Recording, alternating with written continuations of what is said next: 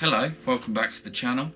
It's been a long time. In today's video, I'm going to tell you why. We're going to be looking at having a career with borderline personality disorder. Blessed up, you done already! Consider a creative path. Build your self-knowledge. Obviously that is what you're doing now, watching videos, educating yourself on BPD, and however you can do that and will do that and should do that. Find a supportive, flexible environment. Flexible is a good word. Supportive also. You need to be able to find work colleagues if you're going to work for other people. Find yourself within the company of good people who understand mental health and aren't going to disregard that as, something. Because people with BPD do feel things more than others, and in that same sense, people can have bad days. Everybody can have bad days, and sometimes you can't even necessarily understand why you're having a bad day. It just is one of those days. To give you an example, I now work doing 49 to Midnight Films. That's a filmmaking company that I have made with my friend, and he's supportive enough. So when I say, Ollie, I can't make it in today, I'm really struggling, I'm really having a mental health day, he says, okay, that is absolutely fine, we'll work around you. And he always tries to support me as well, in the sense he's like, do you need anything? Every now and again he might send me like a little chocolate bar or something from a shop. It's not necessarily getting a chocolate bar, but it's just the people who you work with being considerate of the fact that your mental health may be a little bit more active than others. I myself haven't had a normal job in 10 years. I have only done creative things for the last 10 years because it's the only situations I feel like I really can fit into, especially acting. Obviously you guys know about the acting side of things, but that is just emotions, and BPD is just emotions. It's the same with filmmaking, it's the same with YouTube. Everything that I do is based around emotions because BPD is a large part of who I am. Avoid stressful situations. Again, stress for myself is the thing that really I feel makes me shift sort of between personalities, and it gets me really confused about my identity and who I am when I'm feeling lots of stress and pressure. That's what makes me tick. It also makes me more sharp in terms of how quickly and sporadically I can go through sort of like emotional cycles, and especially again if I'm not having that supportive environment, actually the environment may be counteractive, and if you're being shouted at and things like that, if anything, it can just make the whole situation a lot worse. So try and stay out of those environments, and if you are in them, I think it's worth just mentioning to whoever it is and saying, I have this condition, if you're feeling happy to do so, and saying, would you mind not talking to me in this way because it affects my mental health, and continue your mental health care. If you have been diagnosed with borderline personality disorder, which you may have, it's common to be frightened and worried about how it may impact your life, especially in terms of your career. While BPD symptoms can make things more complicated, many people with BPD go on to have very successful careers. I think so too. Angelina Jolie has BPD. Did you know? If you like the video, please hit the subscribe button down below. I would really appreciate it. One click really does make a huge difference. Effects of BPD symptoms at work. It is possible to have career success when you're not overwhelmed by your symptoms. But the effects of BPD can vary in different workplace settings, affecting your job performance and your ability to fit in with your co-workers. BPD symptoms can affect your career in a few different ways. Some of these include self-image. We spoke about that before on the channel. If you want to go and watch the video, leave a little link in the corner. Self-image is a huge part of BPD, and I don't know if I've said this before, but I can spend 15-20 minutes just pulling at my skin in the mirror. I still do it now. Body image is just a bit of a crazy thing with BPD. If you have BPD, your self-image, goals, and even your likes and dislikes may change frequently, and it can be difficult to commit to one career path. With you on that one. This unstable self-image or sense of self can put you behind in terms of job growth, since you may miss out on promotions or opportunities linked to seniority. I do a million different things at once. I'm an actor, I'm a filmmaker, I do YouTube, I'm also looking for other jobs on the outside. I do Muay Thai.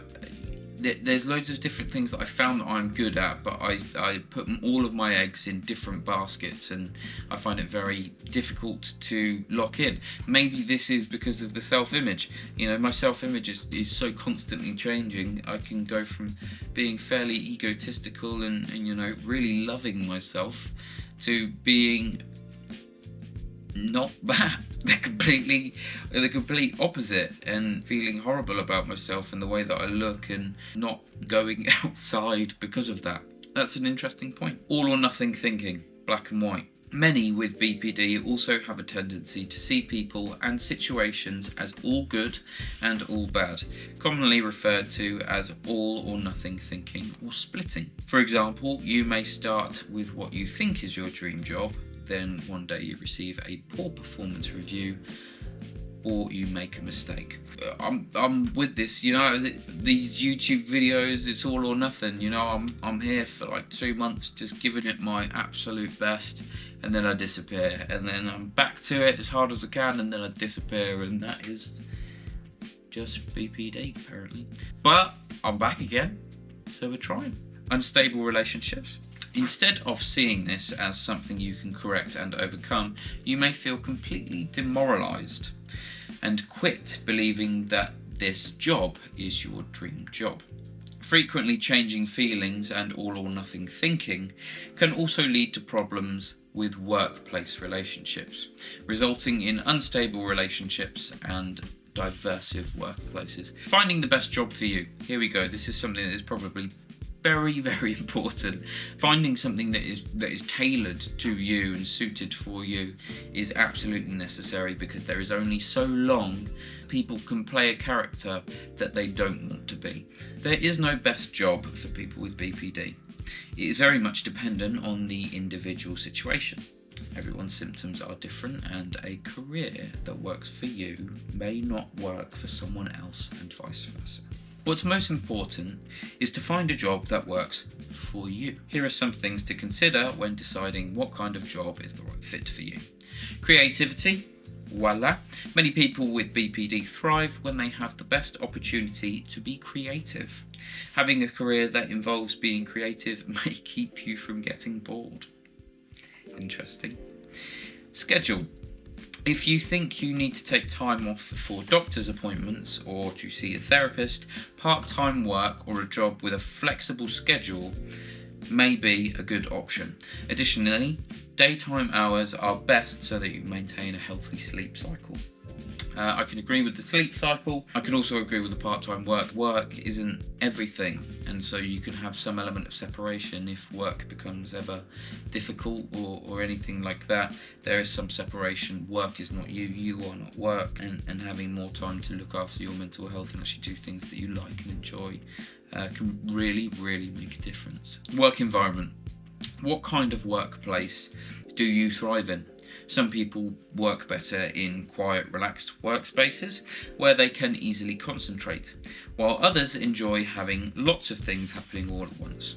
The key is to find an environment that will support you and help you thrive. Stressful and unsupportive work environments can exacerbate mental health challenges. Again, I can agree with that. I enjoy working sometimes at home where there is quiet and I can get complete focus, because I get so easily distracted, especially by like talking and things like that, and especially when reading. But then I also have a sort of workstation around my colleagues, Ollie, and I have a nice desk there, and that's kind of like the more social aspect when we're all creating together, not when I know that I have a specific job. Again, just do what you can to make your workspace be as comfortable as possible. You know, if you're at a desk, maybe you have pictures and things like that can make it feel comfortable. I know for myself, I really like symmetry. I mean, it's not exactly great right now. There's a steering wheel, shifty thingy, little tub. I mean, to be honest, everything's all over the shop at the moment, but it's mine and I like it like that, so that's how it is. Oh man, I'm reading this so slowly. Right, I'm going to try and speed up. Self-knowledge is the most important part of finding a fulfilling career. Some things you'll want to understand about yourself include your interests, limitations, skills, strengths and values. You don't know. You got bare emotions, blood. You got bare emotions, yeah? But if you show people that and you're proud of that still, yeah, people are like that. Or some people are like that. But that don't matter.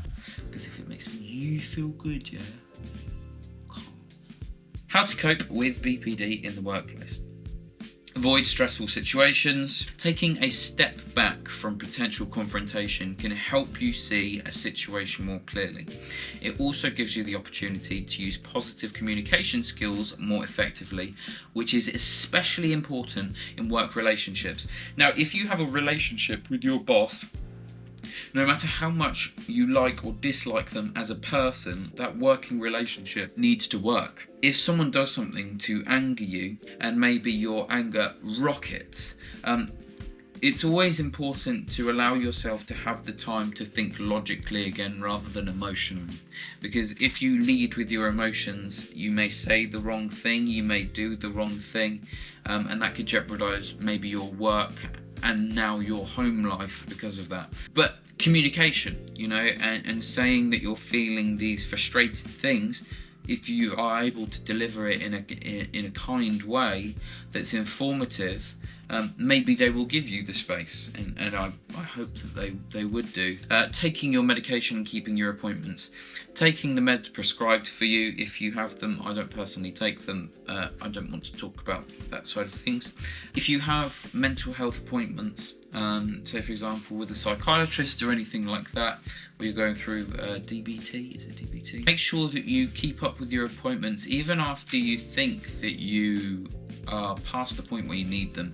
It's interesting, when I was in therapy, I would get maybe 2 or 3 weeks in and start feeling really good. I'd stop all the sessions and 2 weeks later I would feel really, really bad again, and I would have to go through the process again. If you're feeling good and you're like, well, I don't want to go to therapy because it's actually going to make me feel worse than if... Well, then that's fine, and if you can communicate that to your therapist, then great. But also, does your therapist not have the right to know when you are feeling better? Because then again, if you come back the week later feeling negative, what is the cause of this negative feeling, and how can we work around that to make you feel better? Do you understand what I'm saying? So there's still things to learn if you are feeling positive. So my advice would be just don't skip those sessions with psychiatrists or people who are really, really trying to help you. Building a strong career. These are all things to keep in mind as you choose a career. It may be that you experience problems in all of these areas, or just one or two. Think about how these symptoms might impact your ability to function daily in the career you choose. For example, if you have problems with significant stress, choosing a career that's very fast-paced or high-stress industries may be ill-advised. Sorry, that took me a little while to read. Dyslexics are people. A quiet, calm or more soothing environment may be better for you. At the same time, don't let your BPD diagnosis completely govern or limit your job choices. There are people with BPD who have been successful in every possible profession. Keep your symptoms in mind as you evaluate your strengths and weaknesses, but also be sure to remember that you are a person separate from your diagnosis. I really like that. You are a person separate from your diagnosis. In some ways, I've made my diagnosis such a huge part of who I am. And it is, but it is not completely me. And, you know, even this YouTube career, I've built that off of my personality disorder. Hopefully for a good reason, you know, to try and aid people. But even still, it was interesting to read. What a lovely video. It's nice to be back. As you can see, I'm in good spirits. Been very busy. If you're watching up until now, thank you very much. I really appreciate you. Keep doing great things that make you feel happy and fulfilled. That's that good. And tell me down in the comments what video you would like to see next. Peace.